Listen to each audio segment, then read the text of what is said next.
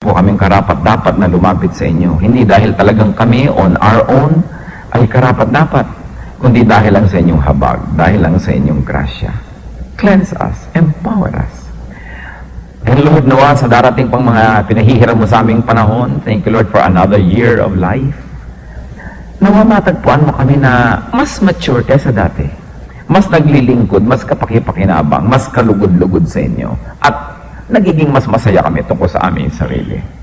Pakita mo sa amin na aming kalagayan, Panginoon. Ano mang nagiging hadlang para kami makapaglingkod o lubos pang makapaglingkod, ipakita niyo po. Unmask the work of the enemy in our lives.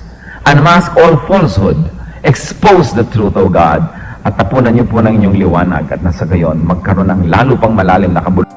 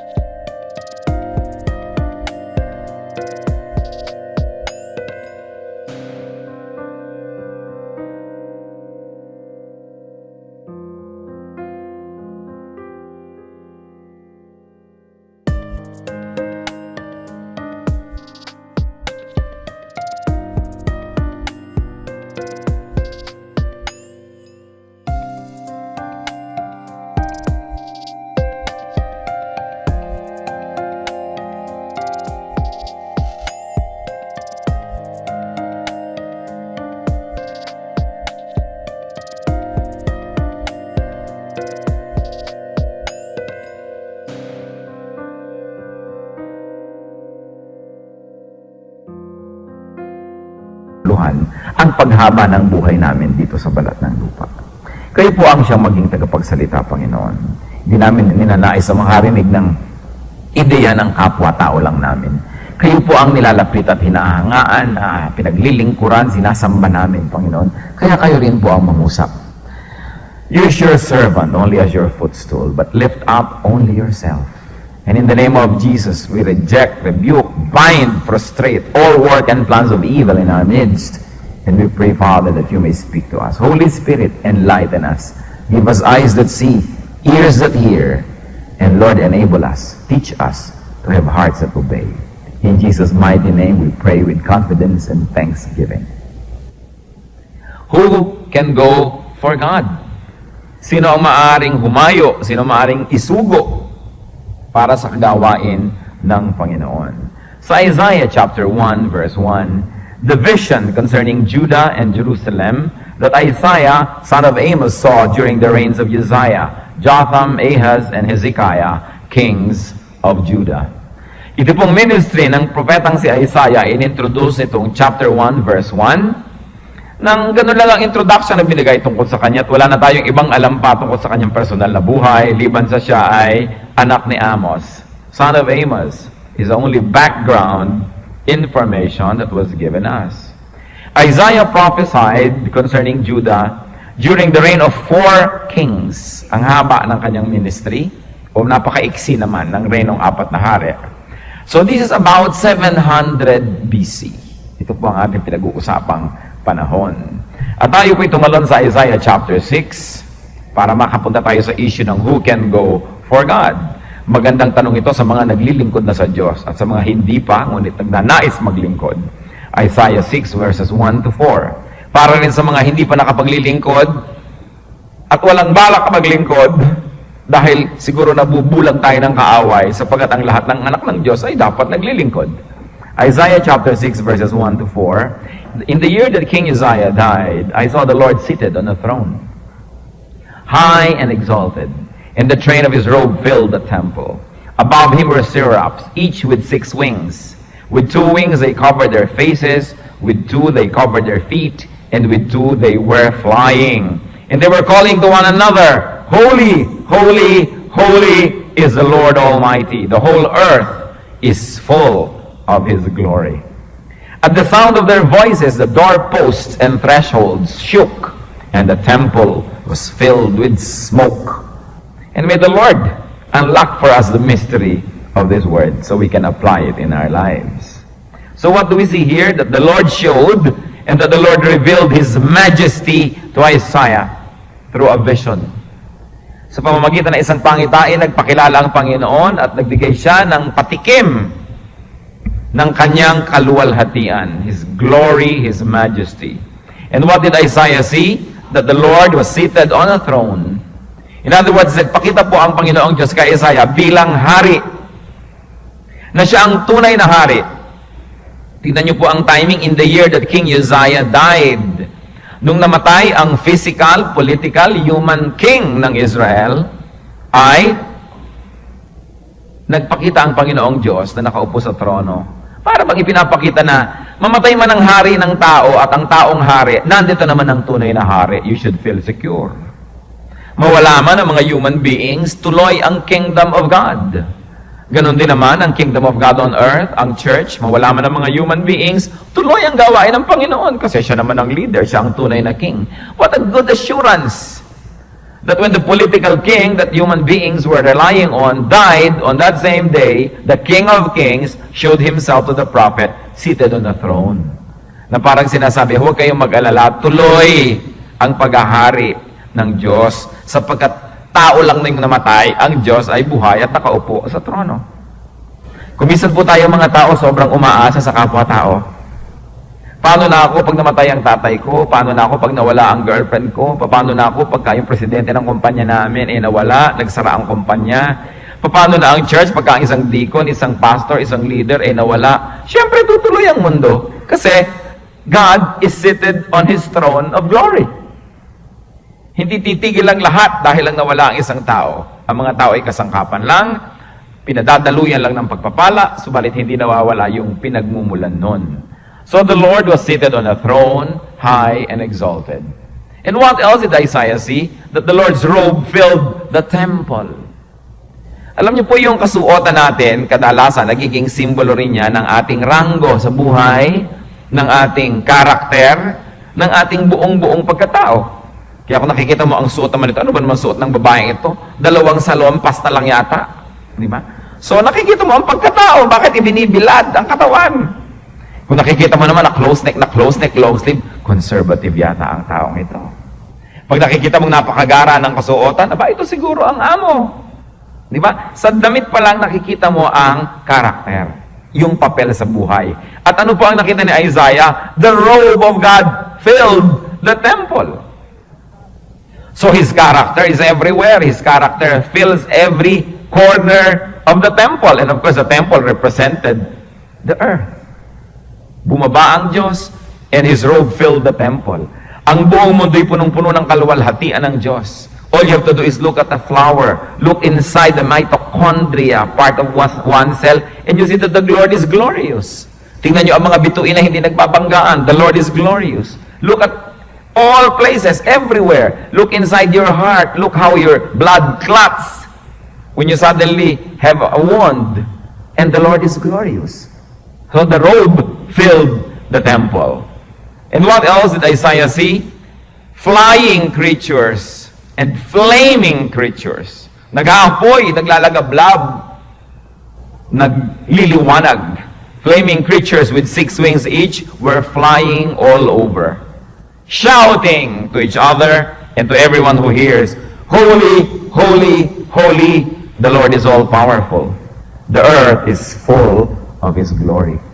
Yun po ang isang napakalaking patotoo, na napakabanal ang Panginoon. Sabi niya, banal ang Panginoon at ang buong mundo ay napupuno ng kanyang gloria, ng kanyang kaluwalhatian. So the robe also represents God's glory, and the temple represents the earth. So the earth is full of God's glory. And what else happened? That the doorpost of the temple shook. Naranasan nyo na ba ang isang lindol na ang mga poste ng isang bahay o isang gusali umuuga? And the temple was filled with smoke. Grabe ang mararamdaman ng isang tao na paghanga doon sa presensya ng Diyos at panliliit sa sarili. Hindi makontain ng temple ang presensya ng Diyos at nag-ugaan ang lahat at napuno ng usok. What is all of this saying? That the Lord is majestic. Sobra ang kanyang kaluwalhatian. Let's keep on reading Isaiah 6 verses 5 to 7. Woe to me, I cried. I am ruined, for I am a man of unclean lips, and I live among a people of unclean lips, and my eyes have seen the King, the Lord Almighty. Then one of the seraphs flew to me with a live coal in his hand, which he had taken with tongs from the altar.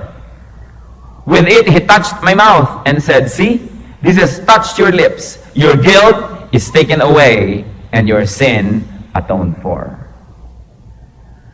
Nung lumabas po at pinakita ng Panginoon ang kanyang kaluwalhatian, anong naging epekto nito kay Isaiah? The Lord's glory exposed Isaiah's shame. Ang kaluwalhatian ng Diyos ay lalo lang nagpatingkad sa kawalang kwenta ni Isaiah. Ang kabanalan ng Diyos ay lalo lamang nagpakita ng pagiging makasalanan ni Isaiah. Ang kataasan ng Diyos ay lalo lang nagpakita ng kahinaan at kababaan ni Isaiah. Kaya ang sabi niyo po sa verse 5, I am doomed! Isaiah exclaimed. Sabi niya, naku! Patay ako! Sira na ako! Kawawa naman ako! Why? Sa kanya na rin bibig nagmula because Isaiah's lips were sinful. Nung makita ni Isaiah ang kaluwalhatian ng Diyos, ang naalala niya ang kanyang karumihan. Para kung minsan nakakakita ka ng taong bihis, naaalala mo, sobrang naman yata akong hindi bihis. Pag nakakakita ka ng tao ang linis-linis, naalala mo, ang dumi-dumi ko pala. Kaya kung minsan, pag pupunta ka sa mga malalaking mga building, chandelier pa lang, naaalala mo na bagay ba ako dito? Kaya may mga bahay na pumapasok ka pa lang, sinasabi na nung mga muebles, nung ilaw, nung dingding, teka, papasok-pasok ka dito, bagay ka ba? Parang gano'n. Kaya tuloy naiiba ang behavior natin pag pumapasok tayo sa mga mararangyang mga lugar. Kumisan, lalo't nag-iisip tayong di tayo karapat-dapat. So gano'n ang naramdaman ni Isaiah because his lips were sinful. Sabi niya, naku, madjudge na ako nito, patay na ako nito, I am doomed because I am a man of unclean lips.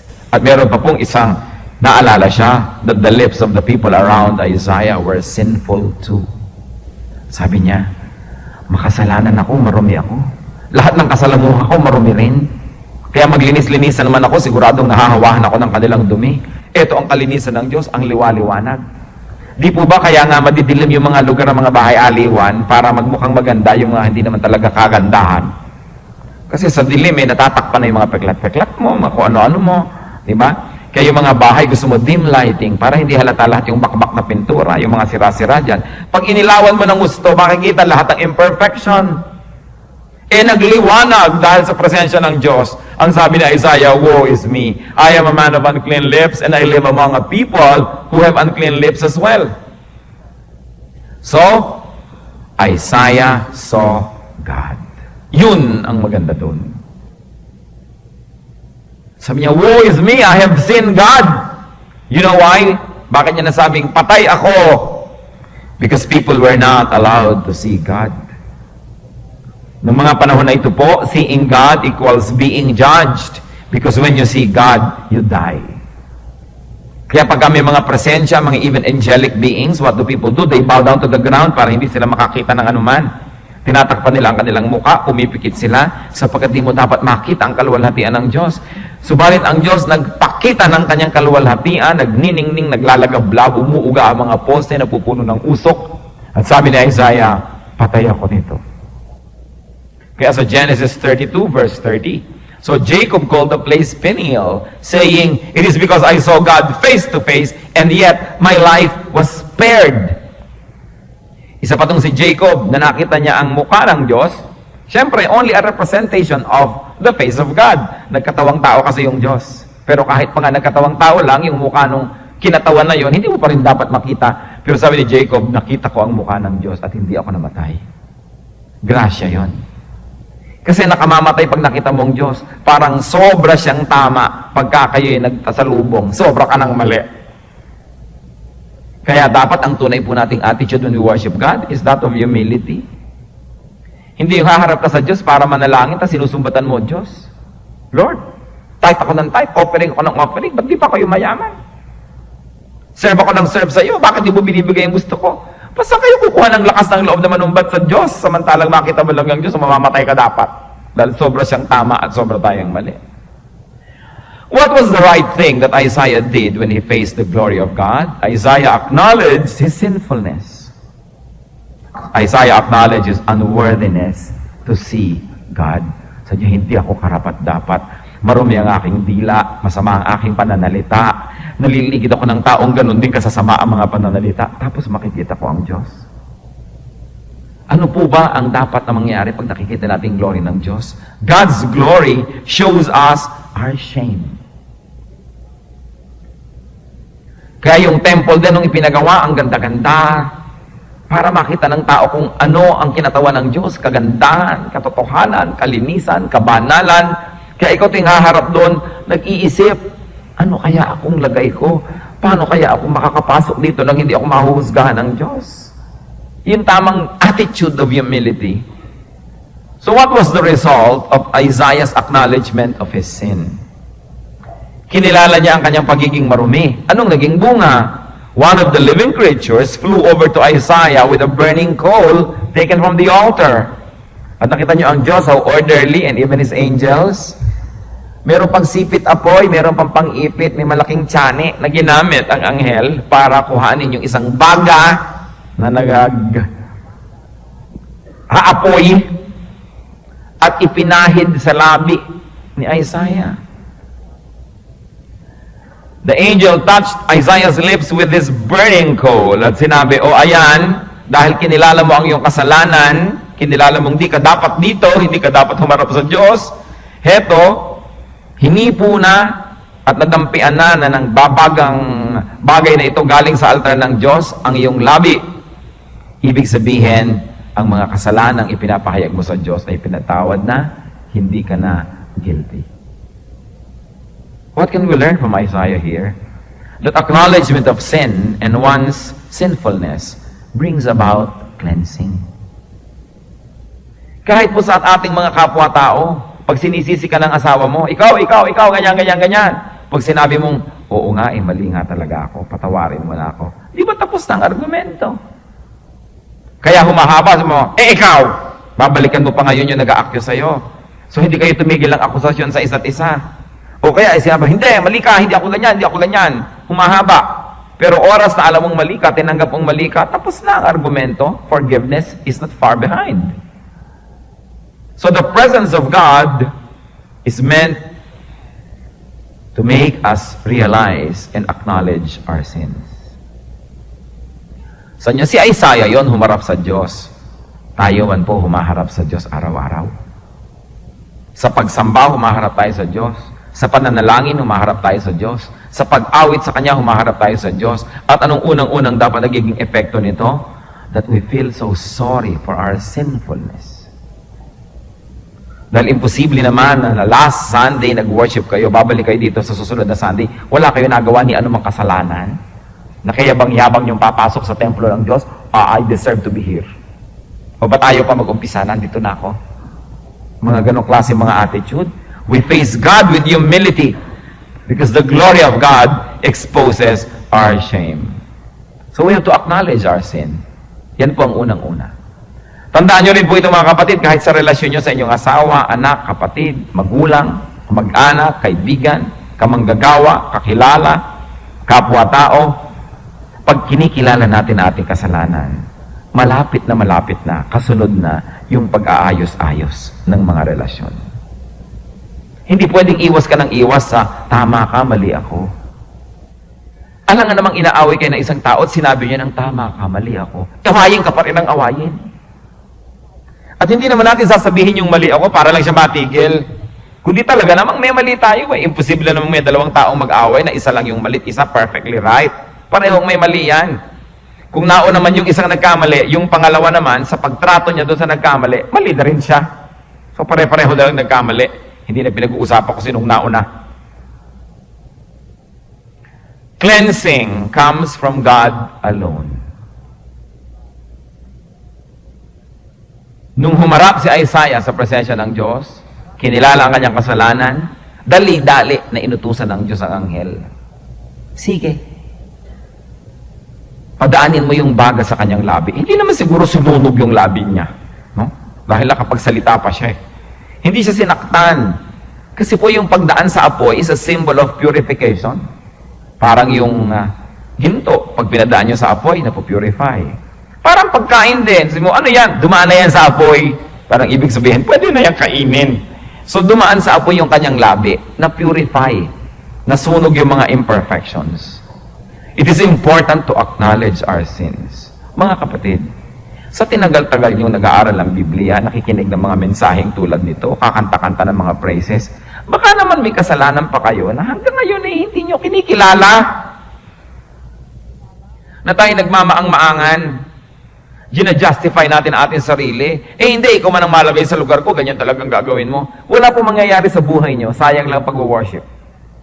Hanggat di natin kinikilalang talaga nga, I am a man of unclean lips, I am a man of unclean hearts, I am a woman of an unclean mind. Hanggang hindi natin sinasabi yun sa Panginoon, ipinagtatapat sa Kanya, hindi tayo malilinis. Tatanda na lang tayo at kakamatayan na lang natin yung kaka-praise the Lord na yan na walang mangyayari sa buhay natin. So ang tanong, heto na naman, meron na naman bagong taon sa ating buhay. Baka naman mga lumang kasalanan na naman yung dala natin, wala na naman tayong intention man lang na kilalanin na kasalanan yon. When you see a spade, call it a spade. When you see sin, call it sin. Huwag nang bigyan ng kung ano-anong mga excuses. Ang sinisisi, kasi alam mo, mababa ang blood sugar ko kasi ang pituitary glands ko. Kasi meron ako ngayon. Kasi ganyan. Kasi nagme-menopause ako. Kasi kung sino-sinong sinisisi, meron tayong espiritu na nananagot sa Diyos. Hindi naman kahit kailan dadali niya sa hukuman niya yung abdo natin at yung abdo ang sisisihin. Yung ating sariling desisyon, yung sarili nating pagkatao, yung ating will, which God gave us, kaya nga tayo tinawag in God's image. So, huwag sinisisihin ng blood body chemistry. Huwag nang sisihin ng mga lola na malupit sa inyo nung araw, kaya kayo naging ganyan. Huwag nang sisihin yung mga deprivations ng childhood, because if anyone is in Christ, he is a new creation. 2 Corinthians 5:17. Huwag kayo masyadong sumamba kay Freud, na walang sinisisi kundi ibang bagay, yung tao hindi. Meron tayong pananagutan sa Diyos at sa isa't isa. Kaya gusto ko po tayong i-challenge lahat Baka naman dala-dala nyo na naman yung mga dati nyong pagbibigay ng excuse sa ating mga kasalanan. Kaya naman hindi ko kinakausap ang nanay ko, ganyan naman kasi yung nanay ko kung nanay mo makasalanan, does it give you an excuse na maging makasalanan na rin? Kaya naman hindi ko tinatrato ng mabuting asawa ko, hindi naman niya ako tinatratong mabuti. Bakit ang kabutihan ba natin? Depende kung paano tayo tinatrato o depende kung sino yung nakatira sa ating puso na ang Panginoong Yesus. Kaya naman ako ganito kasi ganyan sila Ibig niyo pong sabihin, ang moralidad natin dependent on the behavior of other people. Enough of excuses. Huwag sayangin ang pagsamba-samba. Huwag sayangin ang panahon. Kailangan kilalanin ang kasalanan. Kilalanin ang mga pagkakamali. At di pahuli ang lahat para hindi lang kilalanin yun sa loob ng puso natin, kundi humingi ng tawad sa mga pinagkamalian natin. Kung tayo yung magulang, nagkamali tayo sa pagpapalaki ng ating mga anak, hindi pa natin kasi alam nun, tapos alam nyo na ngayon, mano ba naman ang sabi mong anak, sorry, nagkamali ako sa pagpapalaki sa'yo because I did not know any better noon. At saka talaga namang marumi rin ang puso ko noon, wala pa ako sa Panginoon. Pero ngayon, mga bago na tayong nilalang, ayusin natin lahat ito. I think that the greatness of elders could also be measured by their humility to say they're sorry. Hindi yung dala-dala natin sa puso, dala-dala ng kapwa natin sa puso, yung mga samaan ng loob, tapos nagpapanggap tayo lahat na wala. Kasi nandun yun. Nakakalungkot po yung mga tao na tumanda na lang at lahat, hindi pa nire-recognize ang pagkakamali nila. At hindi man lamang humingi ng tawad sa mga pinagkamalian. Sometimes yung mga elders tayo naging very abusive sa mga bata, hindi pa huli ang lahat para itama yun. Mga mag-asawa na nagsakitan, nagsalitaan ng mga kung ano-anong masasakit na salita laban sa isa't isa, kailangan tapusin yun. Tigilan natin ang paninisi sa iba. Tayo'y may pananagutan because God created us in His own image. Meron tayong will. Ano pong sabi ng Psalm 32, verse 5? Then I acknowledged my sin to you and did not cover up my iniquity. I said, I will confess my transgressions to the Lord, and you forgave the guilt of my sin. Sabi, nung kinilala ko ang aking kasalanan, nung di ko na binigyan ng excuses ang aking mga kasalanan, at ipinagtapat ko at inihingi ng tawad sa iyo, Panginoon. Remember, confession was made to the Lord. Hindi to another person, to the Lord. At kung magko-confess tayo to another person, dapat yung tao pinagkasalaan natin. Doon tayo magtatapat, hindi kung kani-kanino. At sino ang nagpatawad ng kasalanan? The Lord. And you forgave the guilt of my sin. Sa Diyos ang hingi ng tawad, hindi kung kani-kanino. So anong ginawa? Inacknowledge ang kasalanan tulad ni Isaiah. Hindi pinagtakpan ng sarili. Nagtapat at humingi ng tawad at pinatawad naman.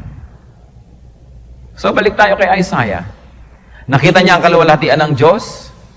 Nakita niya ang kanyang karumihan. Siya ay pinatawad at nilinis. Anong naging kasunod? Isaiah chapter 6, verses 8 to 10.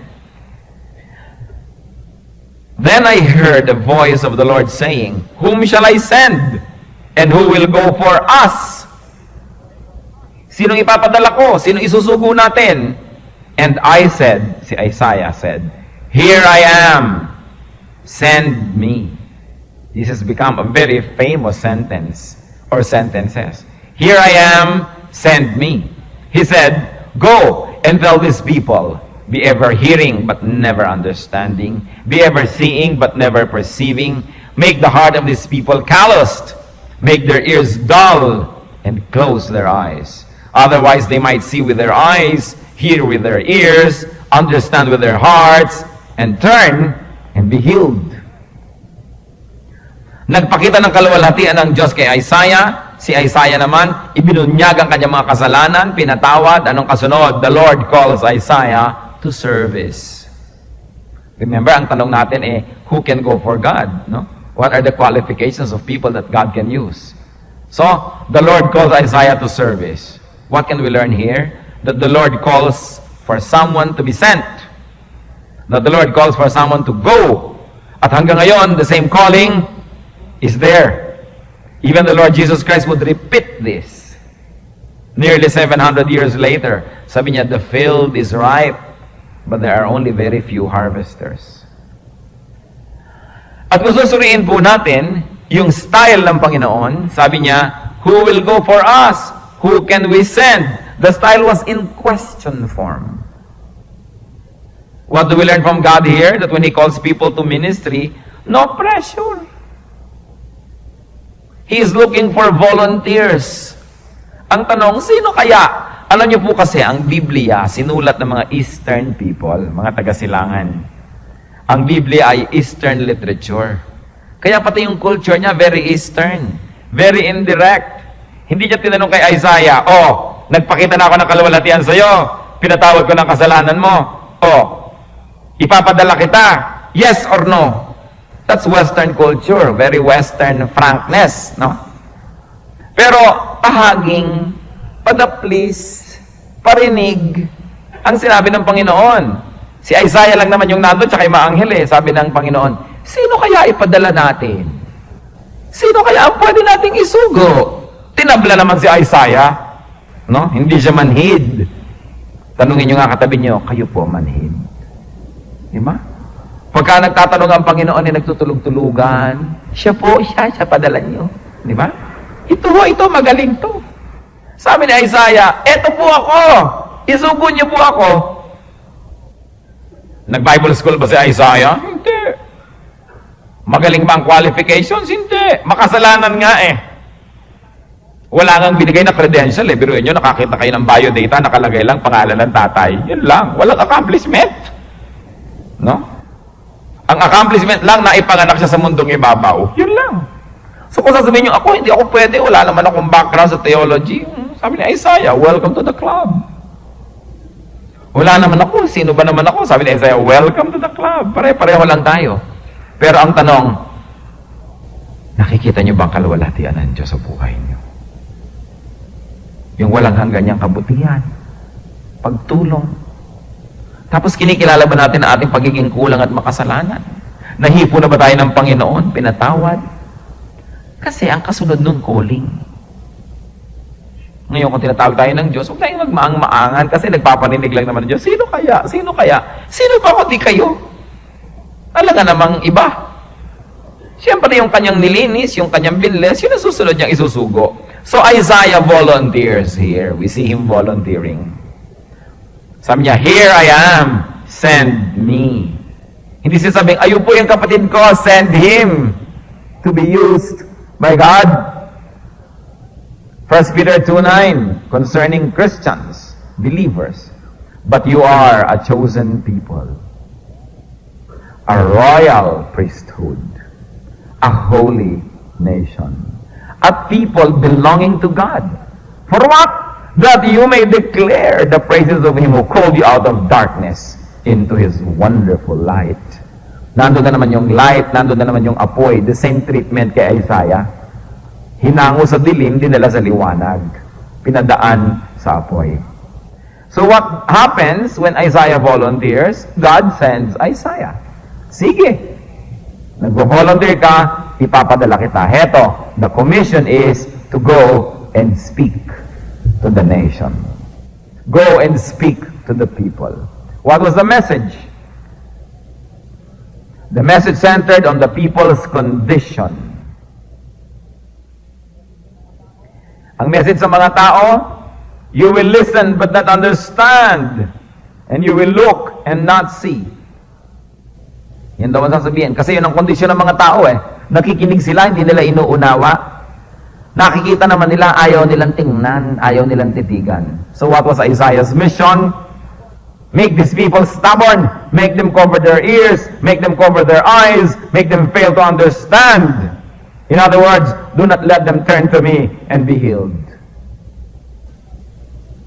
Sinasabi ng Panginoon, ang tigas-tigas ng ulo ng mga kababayan mo. Sige, magsalita ka na magsalita sa kanila. Kasi kung paano nila ako i-ignorein ka rin nila. Kung paano nila sila nagbulag-bulagan, nagbubulag-bulagan na naman sila. Kung paano sila nagbingi-bingihan, uulitin na naman nila yan sa'yo. At pagka nagkaganon, hindi na tayo masisisi pa kung sila ay ating bibigyan ng judgment. Sabi ng Panginoon, lang tayo, bakit aantayin pa natin magkadurog-durog, magkawasak-wasak? Makinig na lang agad.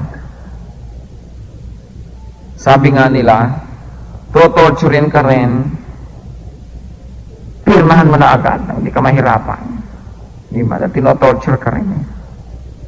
Tapos saka mo dala uli itatuwak. So bakit ka lalaban kung wala kang kalaban-laban? Bakit ka lalaban sa Diyos? Sabi niya, until I have sent them away. Yan ang isa pa ng mga palatandaan.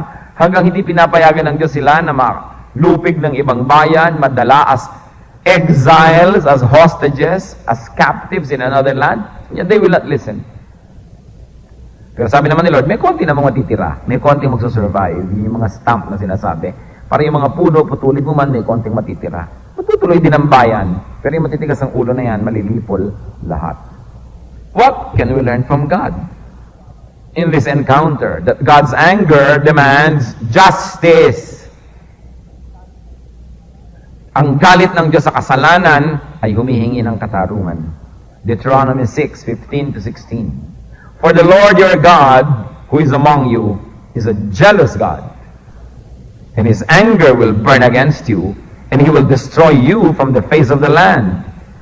Do not test the Lord your God as you did at Massa. Huwag subukin ang Diyos. Huwag siyang ubusan ng pasensya. Huwag galitin ang Diyos. But you know, the people's stubbornness asked for it. Humihingi talaga sila ng malaking palo. Proverbs 29, verse 1. Isa sa mga paboritong passages ng pulpit na ito. A man who remains stiff-necked after many rebukes will suddenly be destroyed without remedy.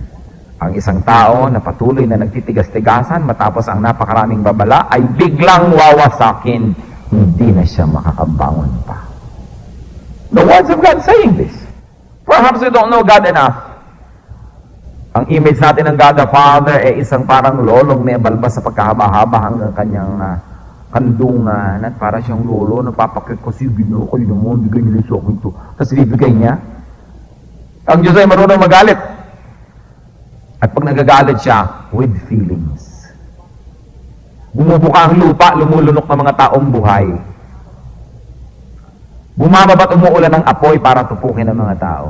Minsan, ang mga Israelites sa desert at titigas ng ulo, anong ginawa ng Panginoon? Nagpadala ng kotak-kotakot ng mga ahas. At pinagtutuklaw sila doon sa desyerto. Nagalit ang Diyos sa mundo, anong ginawa? Nilunod ang buong mundo, isang pamilya lang itinira. Nagalit siya sa mga anghel na lumabag sa kanyang kalooban, tinapon lahat sila outside of heaven. Sa palagay niyo, hindi marunong magalit ang Diyos. Dapat tayong matakot sa Diyos. Yung iba, mas takot pa sa boss nila sa opisina kaysa sa Diyos. May takot pa sa boyfriend kaysa sa Diyos. Ang Diyos ang dapat natin katakutan sapagkat marunong siya magalit. And what can we learn from this story? That the Lord reveals His majesty to us every day. Very especially in some special days. But every day the Lord reveals Himself to us. Romans 1:20. For since the creation of the world, God's invisible qualities, meaning His eternal power and divine nature, have been clearly seen, being understood from what has been made, so that men are without excuse. Mula daw nung nilikha pa ang mundo, ang di nakikitang kaluwalhatian ng Diyos, ang kanyang kapangyarihan, ang kanyang banal na kalikasan, ay kitang-kita naman. Hindi mo kita yung gumawa, pero paano mo nakikita yung gumawa? Doon sa ginawa. Tingnan mo lamang yung sunrise, yung sunset. Tingnan mo lang yung power of gravity. Tingnan mo lamang yung kahuli-hulihang himulmul ng isang cell under an electron microscope. O tingnan mo yung kalalayong mga bituin through big telescopes. Kaya microscope o telescope, lumayukat, lumapit, hindi maubos ang kaluwalhatian ng Diyos. When you look at the human body, the wonder of its creation and nature, sabi niya, hindi nyo kailangang makita ang Diyos. Kita niyo naman ang kanyang ginawa eh. Pag nakikita niyo ba yung pyramids of Egypt, kailangan niyo pang makita yung mga gumawa. Sabi niya, talagang ang galing ng gumawa nito ah. Pag nakikita niyo yung mga Ifugao-Rice terraces, sabi mo, ang galing naman ng mga gumawa nito kahit matagal na silang wala. May patunay na may gumawa kasi nakikita niyo yung ginawa. Kaya sabi, nung paman, andyan lahat ng pruweba. Yung naghahanap ng pruwebang may Diyos, subukan mong hiwain ang sarili mo. At kung paano umaampat yung dugo, bakit nag-iisip yung dugo na umampat siya at hindi siya umaubos? Alam mo, may design ng human body. At hindi ko na kailangan sabihin pa sa inyo na yung mga thrombin sa dugo, inire-release yung mga kung ano-ano dyan at nagiging parang net, hinaharang nila yung mga cells. May disenyo. Tingnan nyo yung human heart, grabe. Hindi tumitigil ng pag-pump hanggang tayo halagutan ng hininga. Pero siya nagsusustain sa sarili niya. Hindi nyo kailangan ng pruweba. Ayan araw-araw ang pruweba. So paano natin mamimiss yung kaluwalhatian ng Diyos? Sabi niyo, iba naman si Isaiah, nakita niyo talaga yung temple na fill ng God's glory. Ba't ang buhay niyo ba hindi puno ng God's glory? Paano tayo pinapakain araw-araw? Paano niya tayo nililigtas sa mga sakuna? Paano tayo nagkakaroon ng tulog na mahimbing kahit pa maraming suliranin? Ang pagkilos ng Panginoon ay kamanga-manga. And God's glory is meant to show us our condition. God's glory is meant to lead us to brokenness. Ano po ba ang malalim na sakripisyo at handog sa Diyos? Psalm 51:17. The sacrifices of God are a broken spirit, a broken and contrite heart. O God, you will not despise. Lumalabas ang bango natin at halimuyak sa Diyos kung para tayong bulaklak na nadudurog. Pagdurog ang ating puso dahil sa ating kasalanan, dahil sa ating pagsisisi, lumalabas ang maganda. Napapatawad tayo ng Panginoon. God's glory is meant to lead us to repentance. Romans chapter 2 verse 4. Or do you show contempt for the riches of His kindness, tolerance, and patience, not realizing that God's kindness leads you toward repentance? Huwag niyo sabihing mabait ang Diyos, lagi niya akong papatawarin. Hindi yun totoo. Ang kabaitan ng Diyos,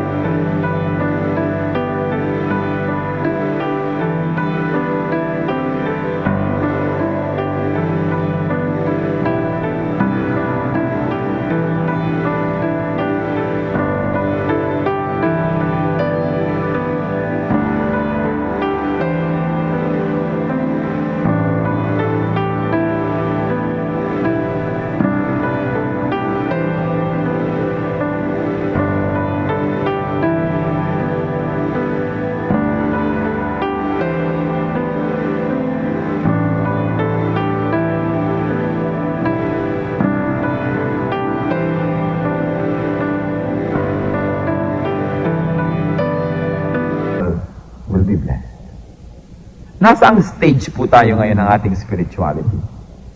Are we just in the stage of beholding God's glory? Beautiful. Let's behold God's glory. Are you already in the stage, or have you in fact passed the stage of recognizing your sorry situation? Good. Because all of us are sinners. Not one is righteous, not even one. Are you already in the stage, or have you passed the stage of receiving cleansing, of repentance? Then we are in the stage of having to answer God's call. Wala pong masyadong bata, walang masyadong matanda para maglingkod sa Diyos. Everywhere life is full of heroism and opportunities for service. Meron na namang isang bagong taon ng ating buhay. Before you know it, sa bilis ng panahon, tapos na naman siya. Pero anong gagawin natin sa taon na yon? Ano ang gusto nating maalala sa taon na ito pag ito'y tapos na? Anong ginawa natin? Lumapit sa Diyos, lumalim sa pananampalataya, naglingkod. Maiksi ang buhay. Nilang ginawa para sa Panginoon ang magkakaroon ng pangmatagalan na halaga. Heavenly Father, we thank you for reminding us about our state. Salamat po sa pagpapaalala niyo kung ano kami, sino kami. Thank you, Lord, for the life of Isaiah. Buti na lang at wala siyang masyadong credential, Lord. Nawawalan tuloy kami ng excuse. Kasi maaaring sabihin namin, di namin kaya, di namin alam, wala kaming edukasyon. But we know, Lord, that you can enable anybody who says, "Here I am, send me." Pagbabayan niyo po kaming lahat, Panginoon. Kung meron kami mga kakilalang magkakagalit, Lord, here we are, send us para mamagitan at magkaroon ng kapayapaan. Kung may mga nangangailangan, nagugutom na mahihina at kami mas malakas, here we are, send us to help. Kung may mga